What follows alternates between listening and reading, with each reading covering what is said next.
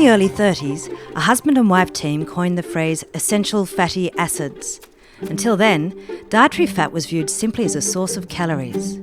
A decade later, a British physiologist, Hugh Sinclair, made his first visit to the Inuit. He hypothesised, in a famous letter to The Lancet in 1956, that their diet, rich in omega-3 fatty acids, was protective against Western diseases such as atherosclerosis. In the 70s, he found with the Danish investigators Bang and Dyerberg that the incidence of myocardial infarction was 10 times lower among the Inuit compared with the Danes. Those observations were the backbone for the development of the first pharmaceutical omega-3. Omacor is the first omega-3 acid ethyl esters derived prescription drug approved by authorities as a supplement to the diet for the treatment of specific hypertriglyceridemia subtypes and in secondary prevention after myocardial infarction, in addition to other standard therapy.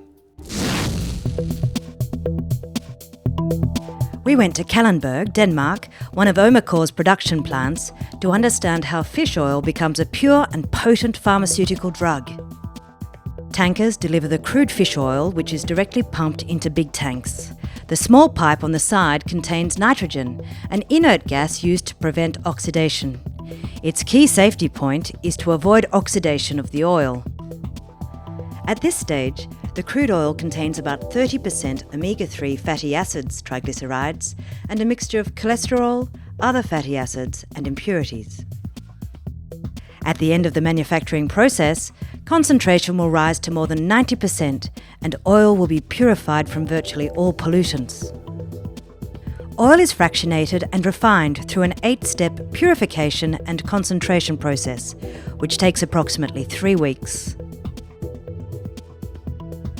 The first step is deacidification, where free fatty acids and water-soluble impurities are removed. The free fatty acids reacts with sodium hydroxide. The reaction converts the free fatty acids to soap. The soap is separated by centrifugation and removed from crude oil. Already, at this stage, we can see that the colour of the oil becomes clearer. The oil is now ready for the second step in the process. The purpose of stripping is to reduce the contents of fat-soluble environmental pollutants like PCBs and dioxin, as well as vitamin A and D and cholesterol. In the third step, transesterification, the stripped oil reacts with ethanol to convert triglycerides into ethyl esters. This makes it possible to increase the concentration of EPA and DHA by distillation.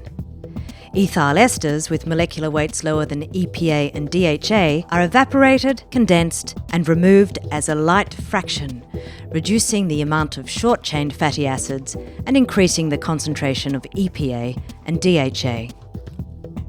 Urea complexation removes saturated fat and non-omega-3 unsaturated fatty acids.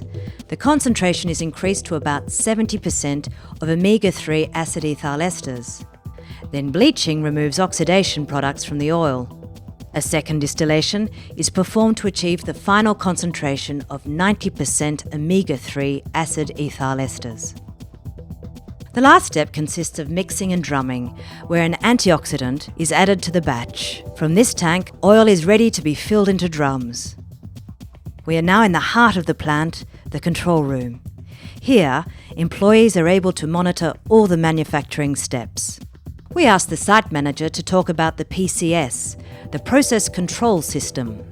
We have a very sophisticated PCS system, and we actually won the Amazon prize in 2009 for the best utilization of our system, which is called Delta V. So it is really state-of-the-art how we adjust the processes and how we control the processes.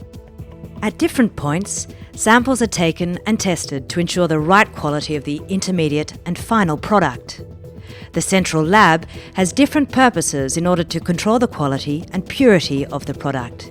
These are a high concentration of EPA and DHA, a very low content of oxidants, a low content of environmental pollutants. The drums in the warehouse are ready to be sent to our encapsulators. We are now in Ploemel in France to examine the encapsulation process. Capsules are manufactured according to precise specifications which ensure the purity and quality of the product.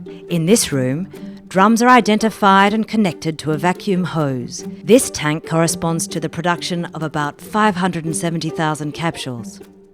The gelatin used to make the capsules is heated to 65 degrees Celsius and presented as a ribbon. The product is injected through pipes and the capsules are moulded. The capsules move to the drying rack and pass from one drum to another for about 2 hours.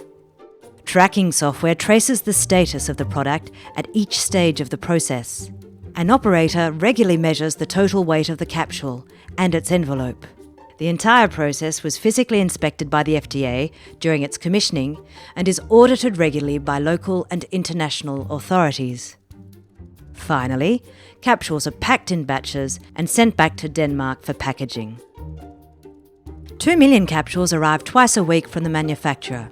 Each batch has a unique number, allowing tracking and quality control. Bottles are transferred to a counting machine. Capsules are counted with a photocell and a precise amount is delivered into each bottle. Labels and legal information are added. Every 10 minutes, an operator performs a quality control check. Boxes are delivered to the warehouse. The product is now ready for global distribution.